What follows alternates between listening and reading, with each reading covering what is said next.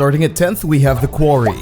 The latest from Supermassive Games, The Quarry pokes fun at horror tropes while giving players the freedom to decide their fates with a story that evolves around quick-time events. We played the game on our Twitch channel a few weeks ago and we enjoyed the little time we had with it. Game Revolution's Jason Faulkner also enjoyed it, saying, "It's a celebration of horror with enough twists and turns to excite even the most jaded aficionado. It's your Build-A-Bear horror game and it just works." 9th entry is Far Changing Tides. A sequel to the 2018 exploration puzzle game from Okamotive, Changing Tides puts a spin on the to and fro mechanics of the original. Now you can take as much time as you need to soak in the sights of its post-apocalyptic world. And that's especially true now that the puzzles are a little easier.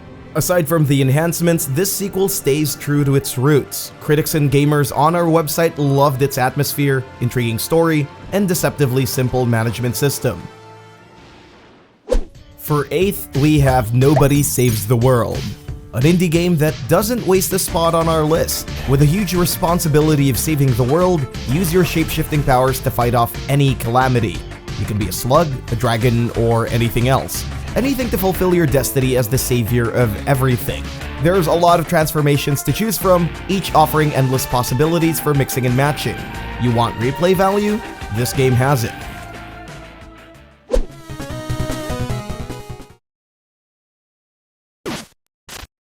Ranked 7th is Infernax. This is a love letter to those old school games. It borrows concepts from classic titles like Metroid and Castlevania in particular with its medieval backdrops. Despite leaning into nostalgia, the game looks and feels great and is easily one title that set the bar going forward, said ZTGD's Ken McCown. He gave it a score of 9. For 6th place, we have Dying Light 2: Stay Human. The sequel to Techland's undying zombie parkour game. It took all the best parts from the first game and made it fit into a story where your choices matter. Despite all the improvements to its narrative, it's second only to its upgraded parkour mechanics and more vertical open world. Playing an enhanced character made the running and wall running even more satisfying. Perfect for running away from dangerous creatures. Iva, zoom in, night vision mode. Use the X-ray next. Understood. At 5th, we have AI: The Somnium Files, Nirvana Initiative. The sequel to Spike Chunsoft's latest visual novel / murder mystery series. The Nirvana Initiative is a culmination of Kotaro Uchikoshi's previous works, namely the Zero Escape series. It offers an intriguing story with well-written characters and trippy puzzle sequences that are always creative but often eerie.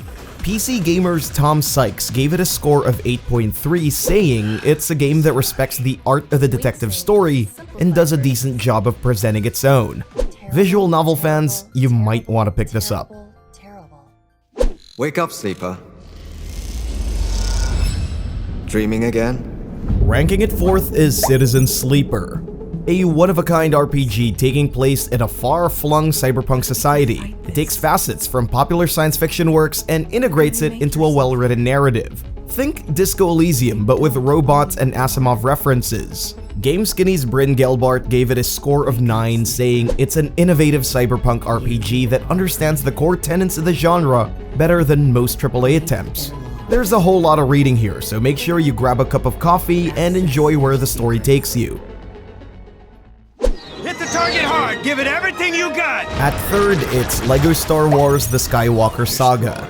LEGO's ultimate bundle of all things Star Wars. If you enjoy the lightsaber swinging, blaster firing, and pod racing, this is the game for you. Heck, even non-Star Wars fans can enjoy it. It's just pure fun. Playing through all 9 chapters of Disney's grand space opera doesn't feel like a chore when you're met with its quirky LEGO humor and unpredictable nonsense.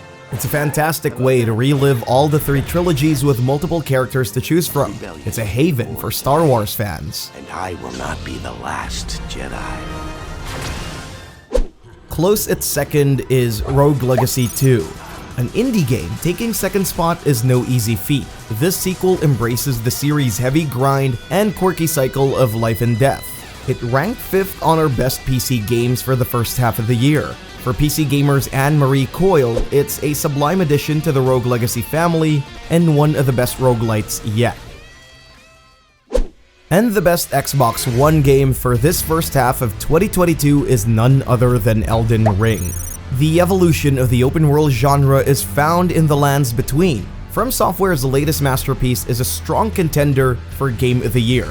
Elden Ring remains unmatched in terms of sheer scale and wonder. It's a wet dream for D&D players or any RPG fan in general. It respects player time, mitigating the difficulty and handicaps that plagued Miyazaki's previous works. It's the easiest Souls game to date, and it's recommended for first-time players. It's a game where you can be your own hero, from armor, skills, weapons, and so much more.